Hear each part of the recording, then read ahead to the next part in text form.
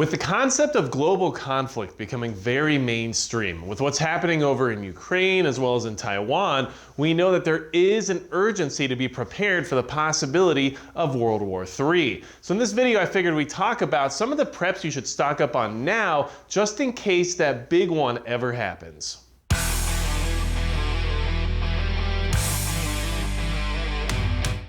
Hey everybody, it's Magic Prepper, and today we're talking about preps to stock up on for World War III. We know this is an issue that might occur at some point here in our future, and with everything happening right now over in Ukraine and Taiwan and just all the rumbling going on around the planet, I figured we should at least address this whole situation right now. And I have a little sampling of some of my World War III preps here on the table, but it doesn't cover everything because I just literally couldn't fit it all. But I will go ahead and show you examples of some of the things we're going to talk about. I either have them myself or they're already on order, and I'll leave you some links below in the description as well so you can check out some of this stuff if you feel like it's something you might need. Now, I can't link everything just because we're on this platform. What I can do is give you some basic concepts and ideas for what you can do to try to move your preps more towards the idea of being ready for a World War III type scenario. And if you think WWIII is going to happen at some point in our lifetime, then hit the subscribe button below because there's a good chance that it will.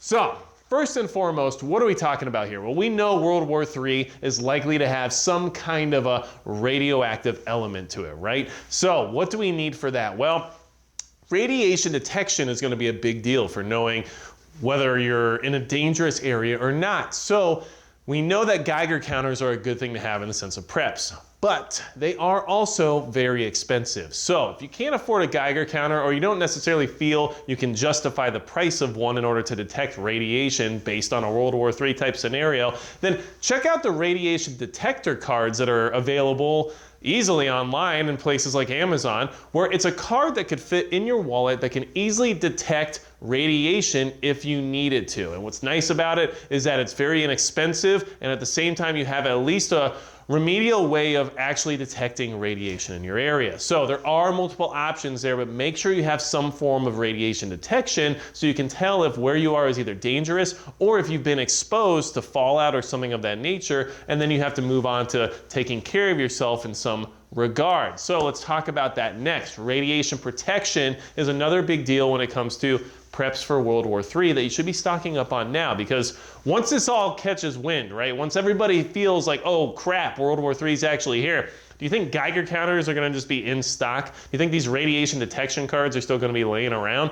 No, and probably everything else on this list is going to go quickly as well. So radiation protection involves some of the most basic things, right? But one thing that you definitely need is going to be potassium iodide, or ISAT tablets. Now, these are easily able to be stored. They take up no space at all, and you definitely need them if you have radiation exposure and you take one tablet a day for whatever amount of time you've been exposed. So obviously read the instructions and understand how they work, but in layman's terms, these help prevent your thyroid from absorbing radiation. So this is something that you should definitely have in your preps, and you should have enough to cover however many people are going to be with you in this situation. Let's say you have a bunker. Let's say you're just planning on staying home. Let's say you're going to be in your basement and be far enough away from the blast, but maybe still be affected by the fallout that you need to be able to treat people. Just make sure you have enough for whatever amount of people might be nearby. The other side of protection when it comes to radiation is, of course, hazmat suits, gloves, boots, all the things related to taking care of yourself in the sense of protecting yourself from whatever's outside, right? And of course, you want to have some kind of tape in order to seal your entire suit up as well. And of course, icing on the cake is going to be your gas mask. Got to have a quality gas mask. I definitely suggest looking at Mira Safety, because not only do they have high quality products that will definitely take care of you in any kind of CBRN or NBC style event, but they also keep other things into consideration when crafting their products, including things like making sure you can utilize their gas masks in tandem with firearms. So I find that to be extremely important. And they have great filters too, and these ones right here actually have a 20-year shelf life. And make sure if you get filters for gas masks that they have a good shelf life, they're not expired, and they're rated for CBRN threats, because some filters are specifically just for biological, some filters are specifically for one threat or another, and you want to make sure that you have exactly what you need to cover all your bases. So Like I said, there will be some links down below in the description, but you can easily find this information yourself as well. All you got to do is Google search it, and hopefully this is just giving you some ideas of things to be on the lookout for now before a big announcement of World War III and suddenly getting gas masks is near impossible, okay? Especially with the current supply chain issues, I don't see that being an easy thing to accomplish now, do you? All right, so you got your protection, all right? You got your detection, you figured out, yes, it's here, you suited up, but what do you do when you get back? What do you do when you get home? You gotta decontaminate. So get some ideas about decontamination as well when it comes to radiation, all right? One thing you can do is get something like a HEPA air filter, which can help decontaminate the air within your enclosed space. And HEPA air filters do actually remove some radioactive particles out of the air. So that's something you'd have to research and look into specific air filtration systems that actually do that, but definitely a good thing to have and a good consideration for your World War III preps. The other thing that I'll suggest is something called radiac wash, which is basically a chemical agent that helps decontaminate radiation that's on the outside of materials. So you can use it to clean off your hazmat suit or your shoes, or you can use it to clean off your gas mask, or you can use it to clean off your cell phone or whatever else might have been exposed. And it's definitely something that is harder to get a hold of. It's not always in stock, and it's not the easiest thing to locate either. So I'm telling you about it because I already have some on order. But what I'm gonna let you know is that it definitely could come in handy during some kind of a nuclear event, and World War III most likely would be. So make sure you have a way to decontaminate whatever you need to in that situation. Just throwing it out there.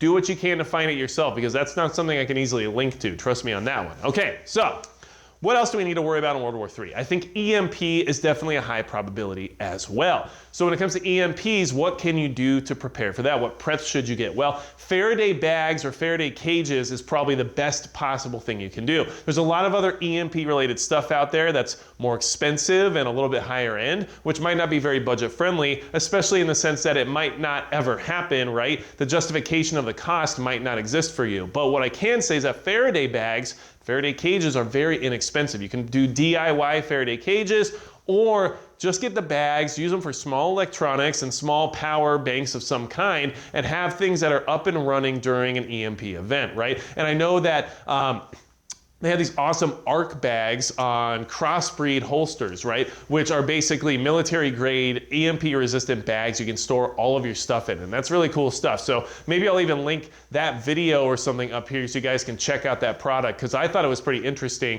and it's not something you would expect from a holster company, but they have it, and it's definitely a good idea to have some of those stashed away for just in case. Make sure you keep small electronics and important electronics stored in those, especially if you're not going to use them on a daily basis, because it will be important to be able to access some things post-EMP, right? And when I say that, what I mean is comms.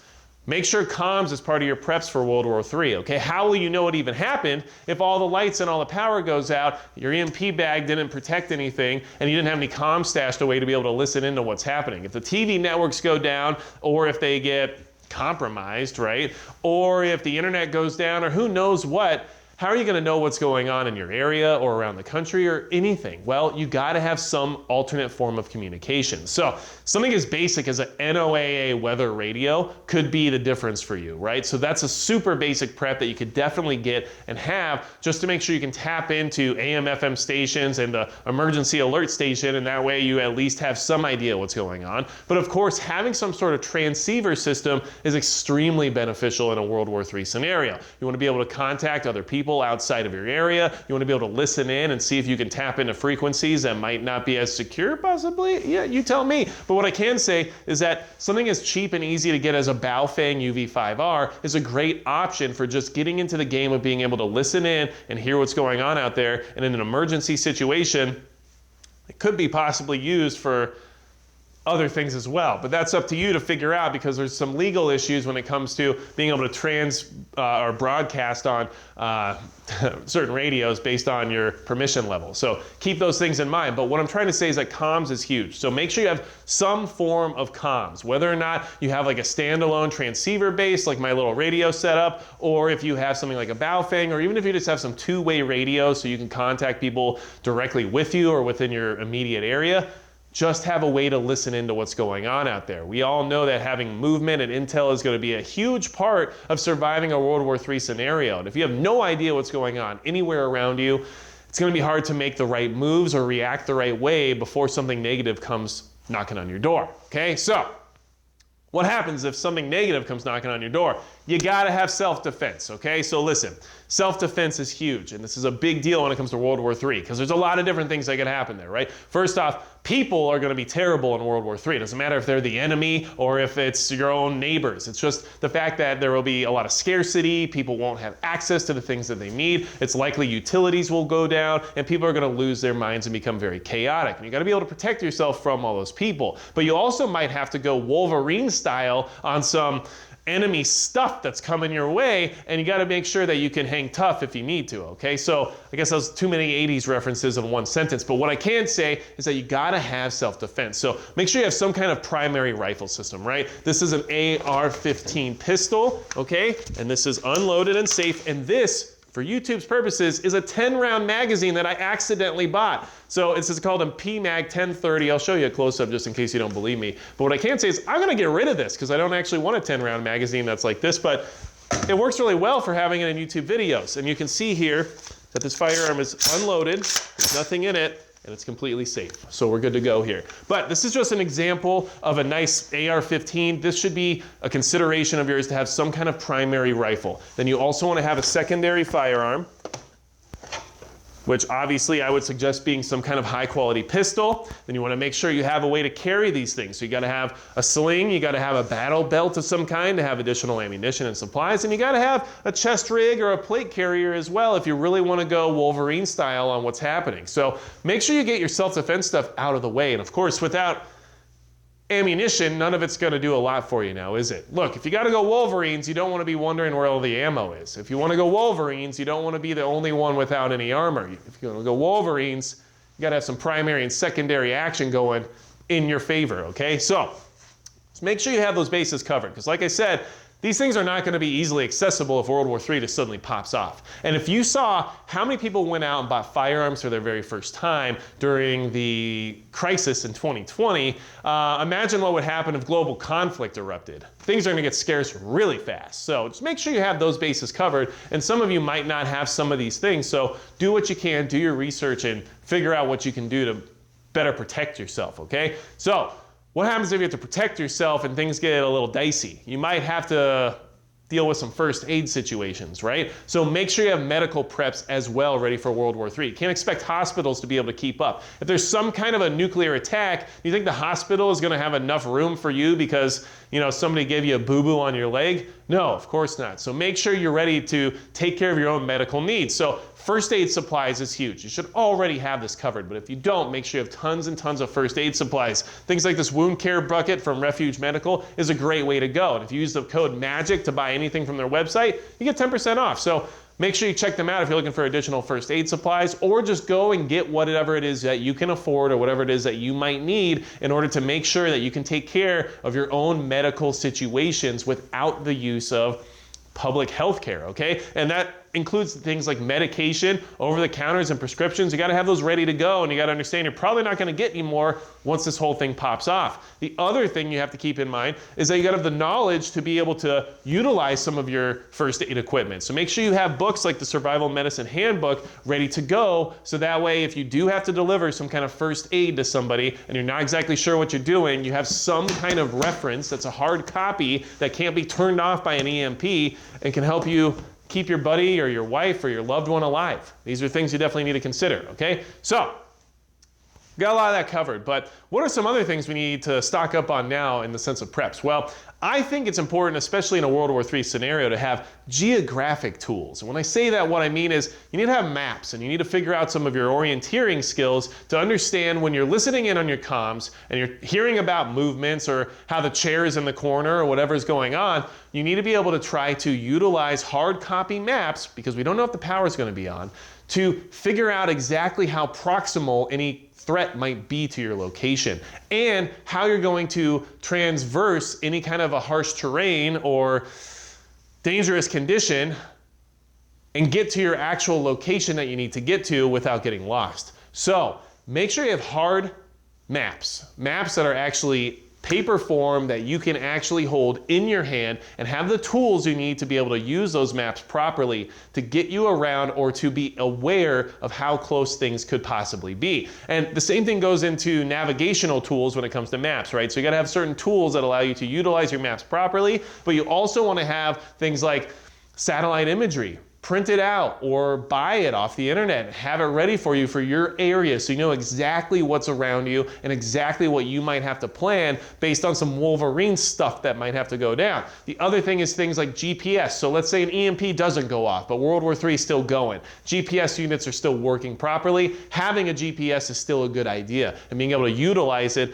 to know your exact coordinates and to maybe move people to your location or maybe to avoid certain coordinates. There's a lot of things there. So Geographic tools are another big prep you should be stocking up on now, because GPS units, they might not work, but hard maps are going to be a big deal, and then being able to have those before this happens will be the difference, because you're not going to just go get other maps, you're not going to be able to get satellite imagery or any of that stuff once this whole thing happens. So wanted to bring that to your attention. And the other thing I wanted to bring up, because there's a whole lot more to this. Look, I could have told you, get a bunker, right? We're not doing that because I can't afford that, can you? And at the same time, yes, tons and tons of food and tons of water. I know somebody's already said it now because they didn't watch the whole video. It's okay, I get it. But those are just obvious things. But when it comes to actual World War III and having to deal with that exact scenario, these are things I thought were more pertinent and a little bit more niche to this exact situation that we needed to discuss. And moving forward in that exact mindset, we're going to talk about why you might need to get some language guides, right? So if you can tap in using those comms that you stored in an EMP protective Faraday bag that you can now utilize after the EMP to possibly communicate with those who can help you, or possibly listen in to those who would like to harm you, now you might need a language guide to actually understand what it is they're trying to say, correct? So language guides are a big deal, and just basic ones like how to learn Mandarin for dummies is not the worst thing to have, right? So I would probably set aside a couple language guides. And the 3 languages I would suggest at least having some guides set around for a World War III scenario, it's going to be Mandarin, Russian, and Spanish. What? Spanish? No, hear me out. There's a huge Spanish population in the United States. There's a huge Spanish population right south of our border, and there's a good chance you might find yourself either interacting with, asking for help from, or just listening into somebody who's speaking Spanish. And this is something that could definitely help you get through a scenario. Whether or not you know the language might not be the difference. Having that guide can at least move you into the right realm of understanding what exactly is being talked about. So those are things that I felt were very pertinent to World War III. Preps you should get now because they're going to be gone by the time all that starts to pop off. And especially in the sense of trying to survive a World War III scenario, there's a lot of different aspects to it. And of course, I could have talked for another hour about every individual thing that you could possibly need for World War III. And we know that prepping covers most things that you might need for that scenario. However, with all the talk going on right now, I thought, you know what? Let's just discuss it, because there's a lot going on right now. And I think it's definitely something worth having some ideas about. So if you have other ideas about preps that you should get specifically for World War III that you should stock up on now because there's a good chance they won't be around, leave them in the comments below. Let me know your thoughts, and let's talk about some of your preps you might have, and unless you want to keep your OPSEC, because apparently I don't care about that. But what I will say is that this is a real possibility. And don't let yourself fool yourself about it not being possible, because World War III is more of an inevitability than it is just a concept. So let's prepare for it to actually happen, regardless of whether or not it ever does. Without anything else to say about preps to stock up on now for World War III, that's going to be it for Magic Prep.